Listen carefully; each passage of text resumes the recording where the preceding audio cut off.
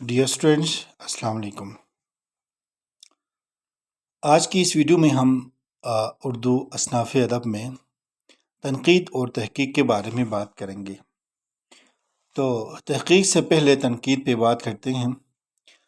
تنقید عربی زبان کا لفظ ہے جو نقد سے ماخوذ ہے، جس کے لغوی معنی کھرے اور کھوٹے کو پرکھنا ہے۔ اصطلاح میں اس کا مطلب کسی ادیب یا شاعر کے فن پارے کے حسن و قبح کا احاطہ کرتے ہوئے اس کا مقام و مرتبہ متعین کرنا ہے۔ خوبیوں اور خامیوں کی نشاندہی کر کے یہ ثابت کرنا مقصود ہے کہ شاعر یا ادیب نے موضوع کے لحاظ سے اپنی تخلیقی کاوش کے ساتھ کس حد تک انصاف کیا ہے۔ مختصراً، فن تنقید وہ فن ہے جس میں کسی فنکار کے تخلیق کردہ ادب پارے پر اصول و ضوابط، قواعد اور حق و انصاف سے بے لاگ تبصرہ کرتے ہوئے فیصلہ صادر کیا جاتا ہے، اور حق و باطل، صحیح و غلط اور اچھے اور برے کے مابین ذاتی نظریات و اعتقادات کو بالائے طاق رکھتے ہوئے فرق واضح کیا جاتا ہے۔ اس پرکھ اور تول کی بدولت قارئین میں ذوق سلیم پیدا کرنے کی کوشش کی جاتی ہے۔ انگریزی میں تنقید کو کرٹیسزم کہتے ہیں۔ اس کا ماخذ یونانی لفظ کرین سے ماخوذ ہے۔ ویسے مختلف نقادوں نے اس کی مختلف تعریف و توضیحات کی ہیں جو مندرجہ ذیل ہیں۔ کسی ادب پارے میں فن پارے کے خصائص اور ان کی نوعیت کا تعین کرنا۔ اچھا، اس کے بعد تنقید کا علم بصیرت کے ساتھ اور موزوں اور مناسب طریقے سے کسی ادب پارے یا فن پارے کے محاسن و معائب کی قدر شناسی یا اس بارے میں فیصلہ صادر کرنا ہے۔ اچھا، محدود معنوں میں تنقید کا مطلب کسی ادب پارے کی خوبیوں اور خامیوں کا مطالعہ ہے۔ وسیع تر معنوں میں اس میں تنقید کے اصول قائم کرنا اور ان اصولوں کو تنقید کے لیے استعمال کرنا بھی شامل ہے۔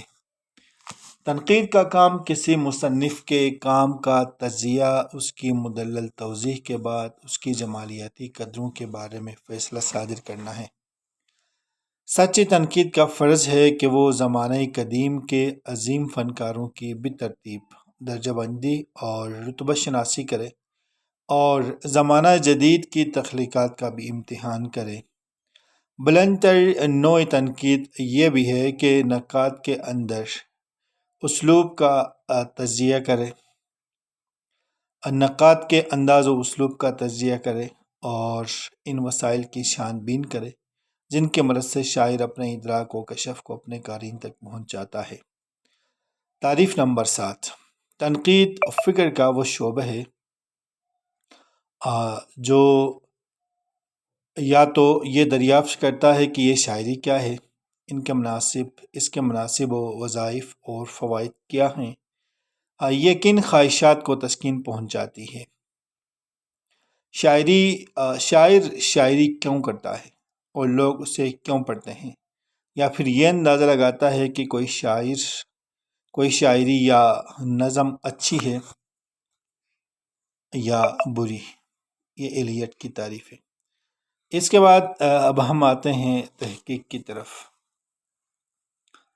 تو تحقیق کا لفظ یا تحقیق کا لفظی معنی پیدائش ہے۔ اچھا، آفرینش پیدا کرنا، وجود میں لانا اور تصنیف، اختراع اور ایجاد۔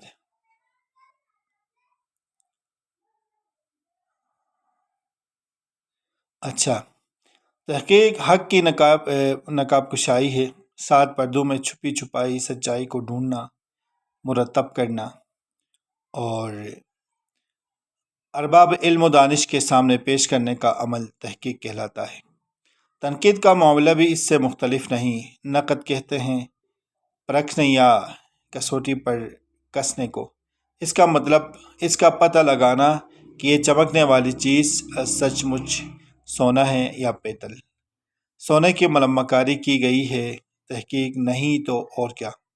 تحقیق و تنقید صرف ادب کی شان بین اور موشگافی نہیں بلکہ ایک طرز زندگی، حقا کے حق اور ابطال باطل بھی ہے۔ آسان طبیعتیں تحقیق کے صبر آزما طریقہ کار کی مستعمل اور متحمل نہیں ہو پاتی ہیں، اسی لیے اس مشکل ڈگر کے بہت کم لوگ مسافر بنتے ہیں۔